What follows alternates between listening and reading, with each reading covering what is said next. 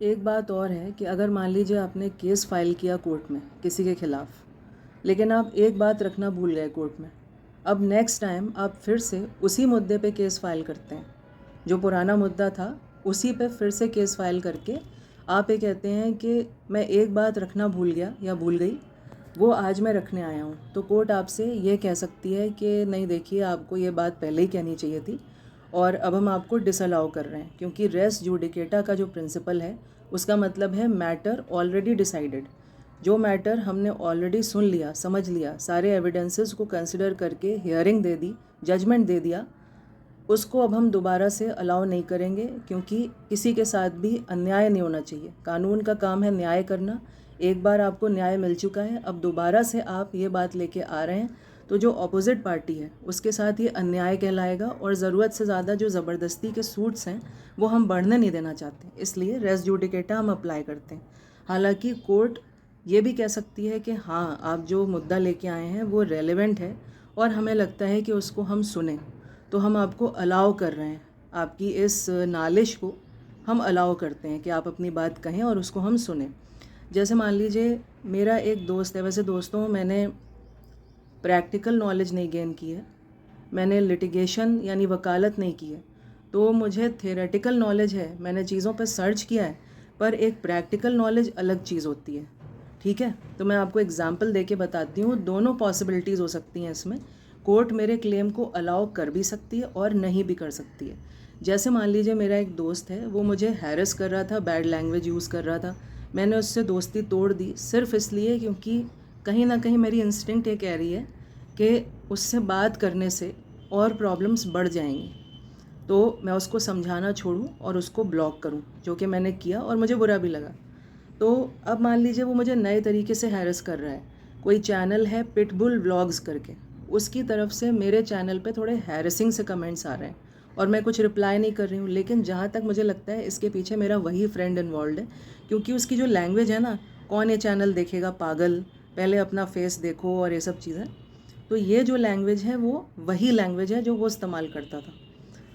तो अब मान लीजिए मैंने केस फाइल किया, मैं जीत गई, या मान लीजिए मैं हार भी गई, कोई बात नहीं, ठीक है, हार कर जीतने वाले को बाजीगर कहते हैं, ठीक है। तो अब मुझे लग रहा है यार, एक बात कहना तो मैं भूल ही गई कोर्ट से, मैं ये कहना भूल गई कि मैंने गिफ्ट के रूप में उसको 1,000 रुपये दिए थे कभी, तो अब मुझे वापस चाहिए। क्यों? क्योंकि मेरा मन मैला हो गया है, मुझे वापस चाहिए, दिल छोटा हो गया है। तो मैं कोर्ट के सामने फिर से वही इशू लेके गई। लार्जली तो वही इशू है कि मेरे और उसके बीच में लड़ाई, और उसने मुझे हैरेस किया या बैड लैंग्वेज यूज़ की, मैंने उसको ब्लॉक कर दिया और ऐसा ऐसा, लार्जली तो वही इशू है। तो कोर्ट मुझसे ये कह सकती है कि देखिए, आपको पहले ही सूट में ये बात कहनी चाहिए थी कि आपको 1,000 रुपये वापस चाहिए।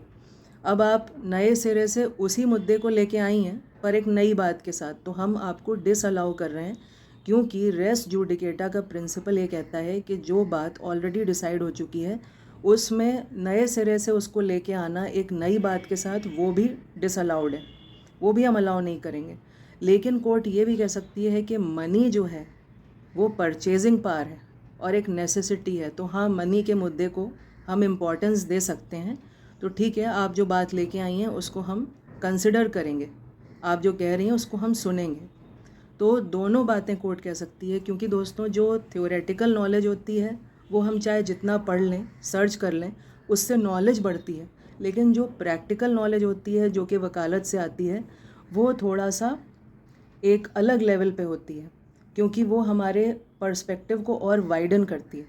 तो दोनों ही बातें हो सकती हैं दोस्तों, कि कोर्ट मेरे क्लेम को डिसअलाउ कर दे और कहे कि आप मान लीजिए कि नेकी कर दरिया में डाल और आगे बढ़िए, और कोर्ट ये भी कह सकती है कि नहीं, आपका जो इशू है वो रेलेवेंट है। ख़ास तौर पे देखिए, ऐसा हो सकता है कि क्योंकि मैंने उसे गिफ्ट दिया था 1,000 रुपये का, तो कोर्ट ये कहेगी कि आप इसको मान लीजिए कि गिफ्ट दे दिया, हो गया।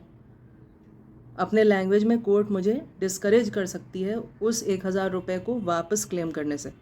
लेकिन अगर मैंने वो 1,000 रुपये मान लीजिए ज़रूरत के तौर पे उसको दिए थे, उसने मुझसे मांगे थे ज़रूरत के लिए, गिफ्ट नहीं, गिफ्ट एक अलग चीज़ होती है, गिफ्ट में तो भावनाएं होती हैं कि हमने अपने मन से दिया। 1,000 रुपये उसने मुझसे मांगे थे ज़रूरत के लिए, तो अब मैं कह सकती हूँ कोर्ट से कि मुझे वापस चाहिए। तो शायद कोर्ट एक बार कंसिडर कर ले कि आपने ज़रूरत के लिए दिए थे, अब आप एक क्रेडिटर हैं तो उसको आपका डेट चुकाना चाहिए। तो दोनों ही बातें हो सकती हैं दोस्तों। ठीक है दोस्तों, अगर आपको मेरा एक्सप्लेनेशन